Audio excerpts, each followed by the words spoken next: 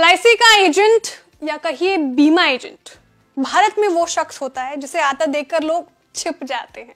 भारत के छोटे कस्बों, शहरों और गांव देहात की यही कहानी है।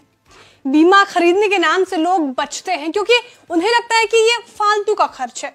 आंकड़े बताते हैं कि देश में जीवन बीमा की पहुंच महज 3 से 4% ही है, यानी हर 100 लोगों में से सिर्फ 3 या 4 लोगों के पास ही लाइफ इंश्योरेंस पॉलिसी होती है।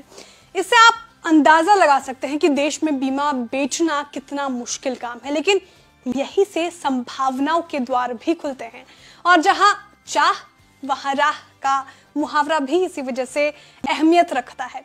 तो आज हम आपको एक ऐसे शख्स की कहानी बताने जा रहे हैं जिसने एलआईसी एजेंट के तौर पर कामयाबी के ऐसे झंडे गाड़े हैं कि आप हैरत में पड़ जाएंगे, जिसने साबित कर दिया है कि दुनिया में नामुमकिन कुछ भी नहीं। नमस्कार, आप देख रहे हैं बिस्तक और मैं हूं श्रेया ठाकुर। इसे ऐसे समझिए कि आप क्या सोचते हैं कि एलआईसी के एक एजेंट की कमाई कितनी होती होगी। आप कहेंगे खूब, कहेंगे तो 1,50,000 रुपए होगी। सही, लेकिन आज हम आपको एक ऐसे शख्स की कहानी सुनाने जा रहे हैं जिसकी कमाई इतनी ज्यादा है कि एलआईसी के चेयरमैन की इनकम भी इस आंकड़े के सामने फीकी पड़ जाए।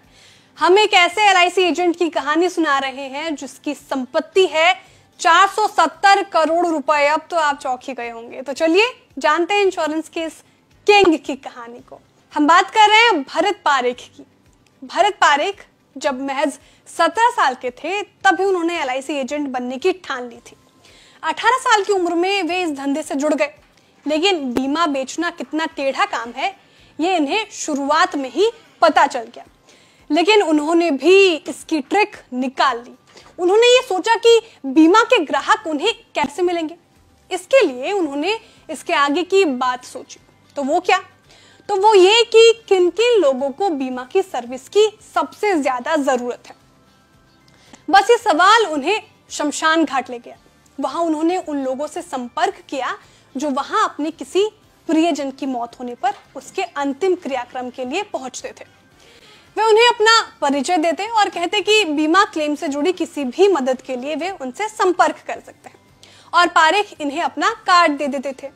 हालांकि इस पर भी उनसे कम ही लोग संपर्क करते थे और ऐसे में वो उनके घर जाकर वहां खुद फ्री में न सिर्फ क्लेम सर्विस ऑफर करते थे बल्कि भाग दौड़ करके उन्हें क्लेम दिलाते भी थे।